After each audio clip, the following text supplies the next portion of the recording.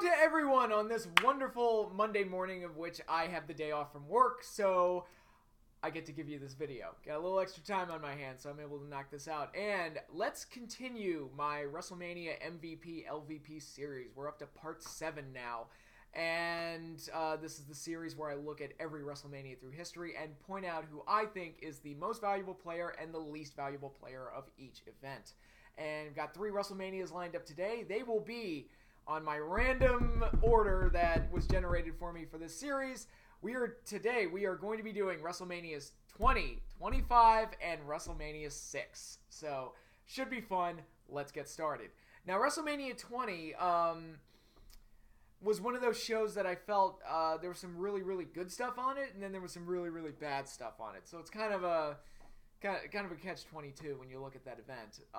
But it also made it very interesting when trying to pick out who's the MVP and who's the LVP.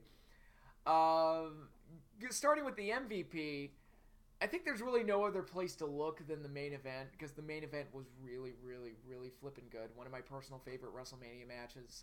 One of my personal favorite WrestleMania main events as well. And yeah, you look at that main event, you look at those 3 guys, and there's other good things on the show too, like Rock and Sock Connection versus Evolution. I thought Rock and Ric Flair had really good chemistry, actually. And a few other things here and there, but for the most part, it's really that main event that really stood out to me when trying to pick an MVP. You had Shawn Michaels. He was kind of the odd man out in the match. You kind of knew, of the 3, you knew he wasn't going to win.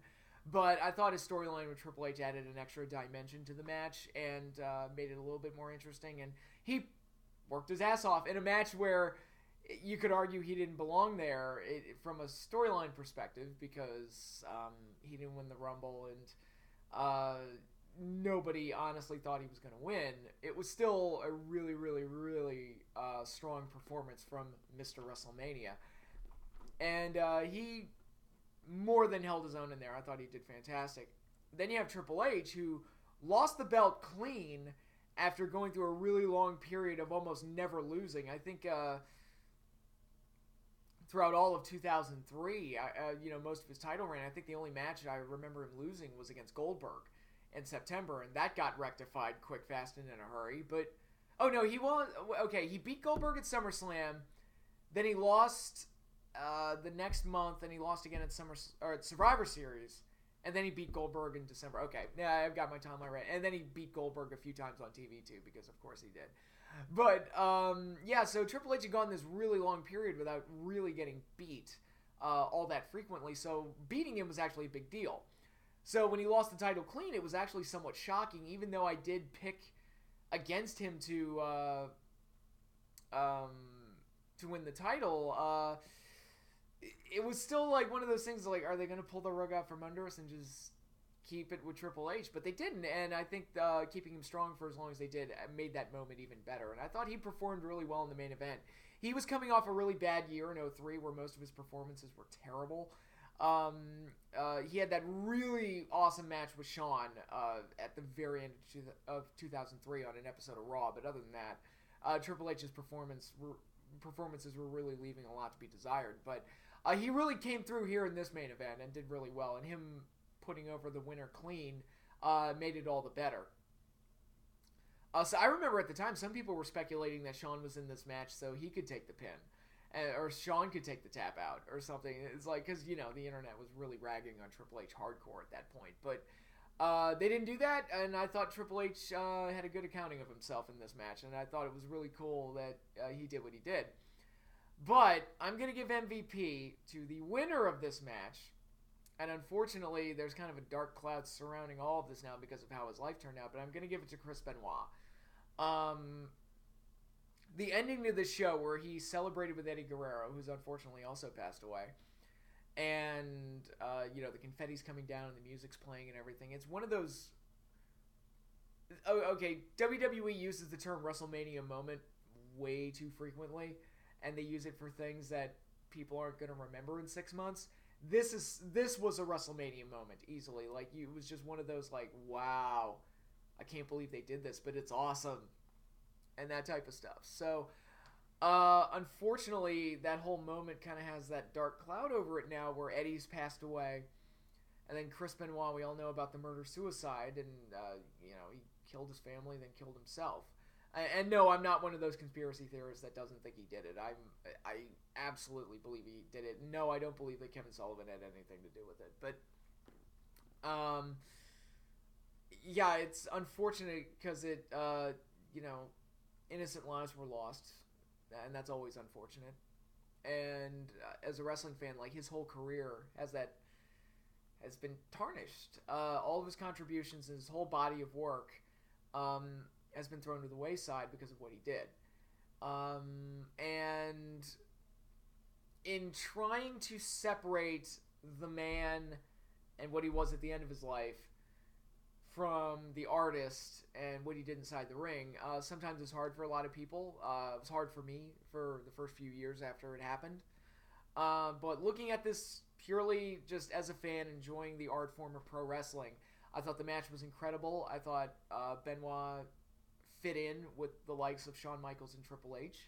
I thought him winning the belt was the right way to go and really put this WrestleMania's ending over the top and really made it special and really made it a WrestleMania worth remembering because of it. Even though his name's been taken off of the network showing and the the DVD release and all that other stuff. But it was, unfortunate events that happened years later aside, I thought Chris Benoit was definitely the MVP of this show. Now, who am I going to give least valuable player to? Well, like I said, there was a lot of bad stuff on the show. I thought the Cruiserweight Open was really something that could have been a nice little, could have been a really good showcase for all the different talents they had in the Cruiserweight division, similar to what TNA did with a few of their X Division matches. Turned out to be pure filler that failed to impress.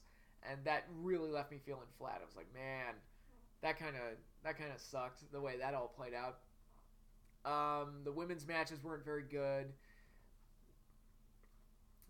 Big Show took an FU, and by the way, FU. Okay, for you younger fans out there, the FU was the original name for the AA. Okay, we all clear? Okay, good. Cena slammed him twice in this, and it meant nothing because he'd already done it on the TVs and pay-per-views leading into WrestleMania. So by the time you get to this match, like, nobody cared that Big Show got slammed, and nobody remembers it. So, you talk about creating WrestleMania moments and everything. It's like, does anybody remember that Cena did? I mean, Cena does it every time he works Big Show anyway, so who cares?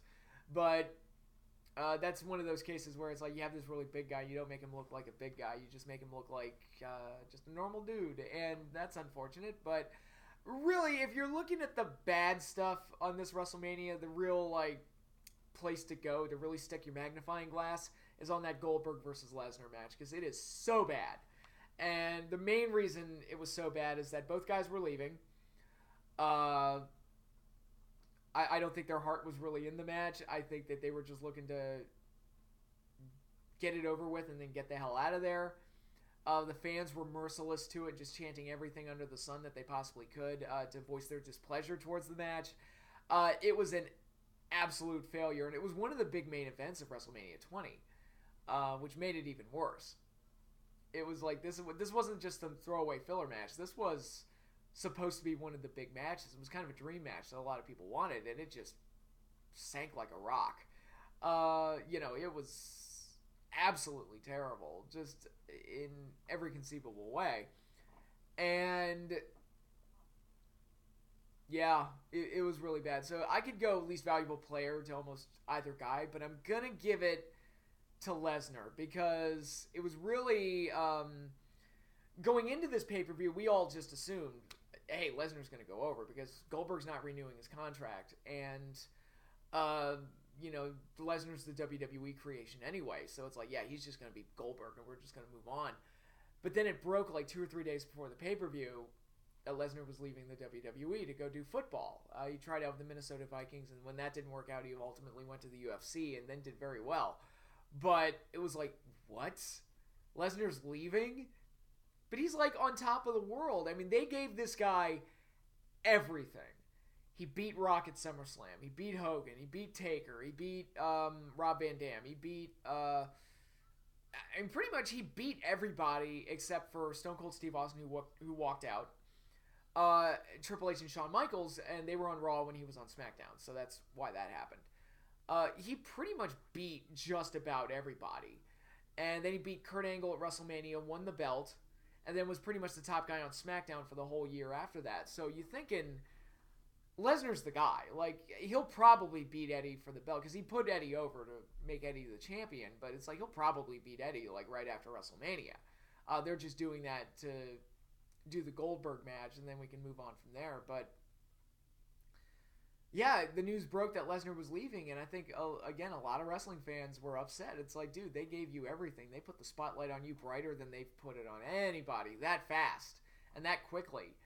And you're walking, you're leaving, and that New York crowd, in a strange mirror to the SummerSlam 02 match with Rock, where a lot of the fans in attendance that night were very upset with Rock because he was leaving to go do movies. They weren't happy about that, so they made it known that they weren't happy, and they cheered for Lesnar. That was more of a mixed reaction. This was just straight up hate. The fans were they were singing the "Na Na Na" goodbye song to him before the match even started. And it's like, man, they ain't happy. they ain't happy. And I think because the timing of Lesnar's decision to leave is what really, really rose the ire of the crowd and made the match as bad as it was. Now they would redeem themselves at WrestleMania 33 and completely steal the show, but this match is absolutely terrible and remains to this day as one of WrestleMania's absolute worst.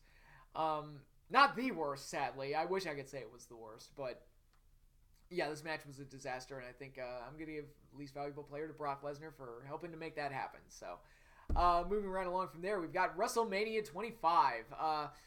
Again, this is kind of a similar scenario where you got the good stuff. You know, you have a huge example of what to look for the really good stuff, and you got a huge example of what to look for the really bad stuff. I mean, there's some other smaller good things on the show, like Ricky Steamboat had a really good performance that was shockingly good against Chris Jericho in their match.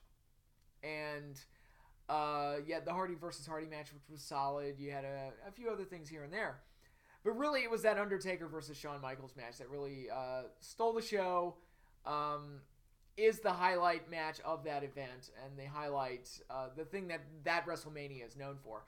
Well, it's known for that, and also being called the 25th anniversary of WrestleMania when it's not the 25th anniversary of WrestleMania. It's like, Vince, you're not using that word correctly. Need I break out my dictionary again? But anyway, Taker Shawn was a great match. I thought both guys did really, really well. I'm going to give MVP to Shawn Michaels, who had one of his best performances. The guy who's known as Mr. WrestleMania, who has the best body of work of anybody in the history of WrestleMania. That was one of his better performances. And that's saying a lot when you look at the caliber of Shawn Michaels' WrestleMania performances. Moonsaulting and flipping all over the place. Getting slammed all over the place, and just being Shawn Michaels. Just really, really good work from him, and a very strong performance overall. So I'm going to give MVP to Shawn Michaels, with, Undertaker not too far down, but Shawn barely broke out over him. I also like Shawn's entrance, too, with the white coat and coming down from the heavens. Even though I wasn't a huge fan of the build-up for this match, the build-up wasn't terrible, per se. It was just very surface level, hey, we're building a match, and that's it. And it's like, oh, dude, they'll kick out a finishers for half an hour. The star ratings guys will be all over it. But it was one of those type of scenarios. But for that, it worked very well, so I'm not going to complain. And then when you're looking for a least valuable player for WrestleMania 25, there's a huge magnifying glass on the main event in particular, which was awful. Again, there's a few other bad things. The Divas Battle Royal, not giving the girls entrances really hurt that match and really killed the appeal of bringing back old girls to be in the match. Kid Rock playing them all down at once. Kid Rock, soon to be WWE Hall of Famer Kid Rock. That was not good. That was not as well executed as it could have been.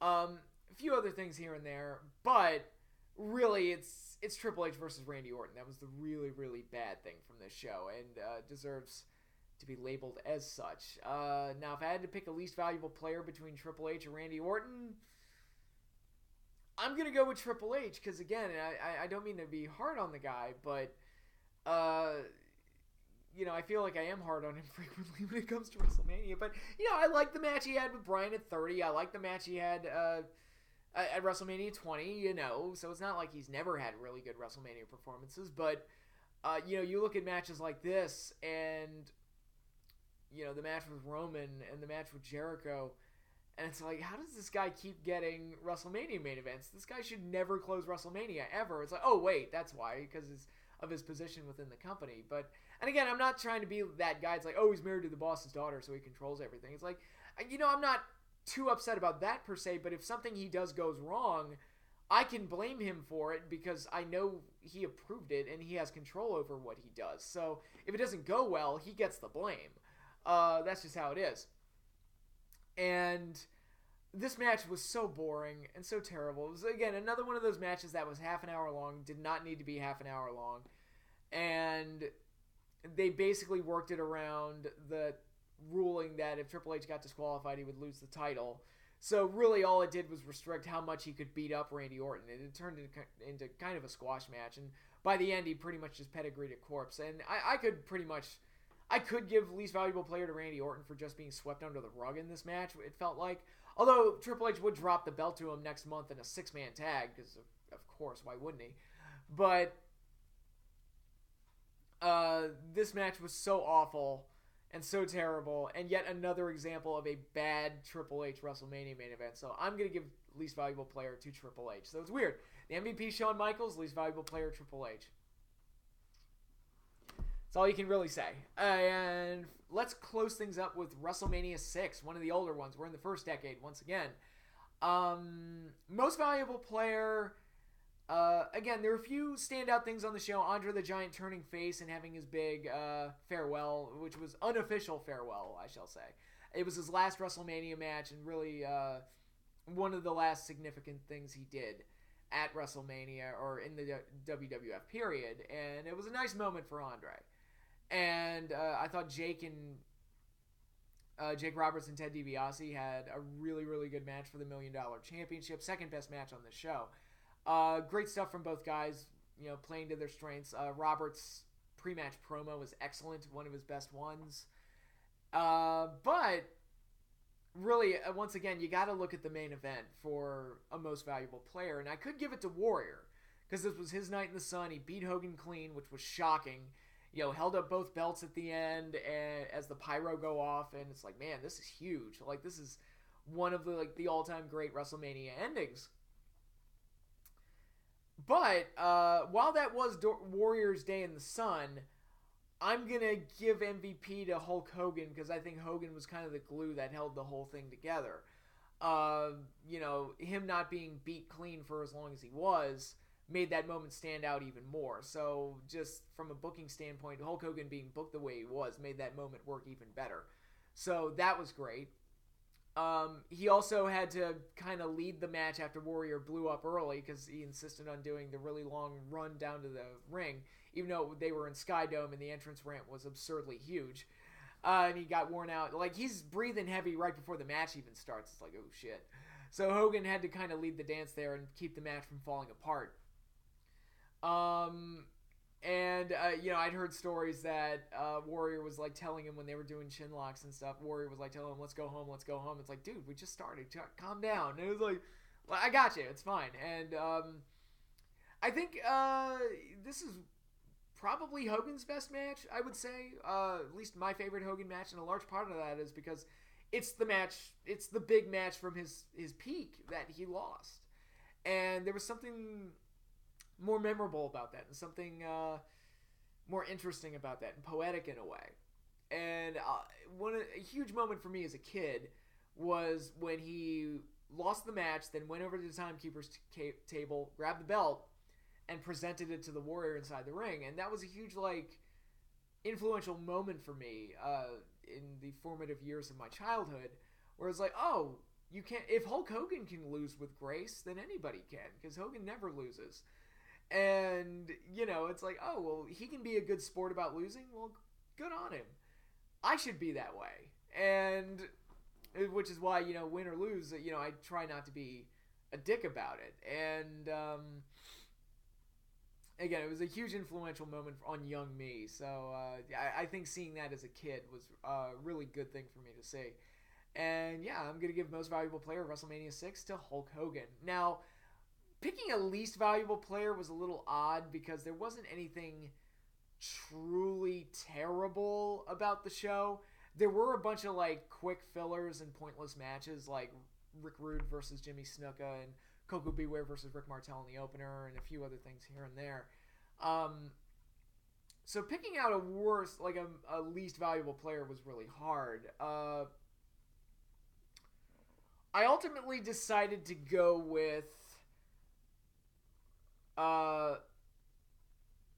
again, even in my head, I'm not sure if what I said was the right option, but I'm gonna go with Greg the Hammer Valentine, who I felt so sorry for on this show. Didn't get a match on this show. Gets to perform with the Honky Tonk Man doing an Elvis impersonator gimmick because they were Rhythm and Blues and they were the new tag team. And they do that whole segment where they perform Honky Tonk's new song, Honka Honka Honka Love, which is nowhere near as good as the original Honky Tonk Man theme. And Greg looks stupid and uncomfortable in it. It just doesn't... Like, a Honky Tonk Man is designed to be an Elvis impersonator. It's like, that's his gimmick. That's just what he is, and he's not that great of an in-ring talent, so he's not a real technical guy, so doing something like that just fits his personality perfectly, and he made it work.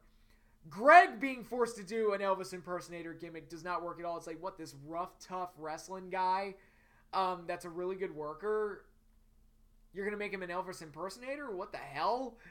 And, oh my god, like, Rhythm and Blues might be my least favorite tag team from, like, because everybody talks about how tag team wrestling during, like, the mid to late 80s and early 90s was amazing in the WWF, and it was when you look at all the teams they had, the Rockers, Hart Foundation, Demolition, they eventually got the Road Warriors, they eventually got the Steiner Brothers,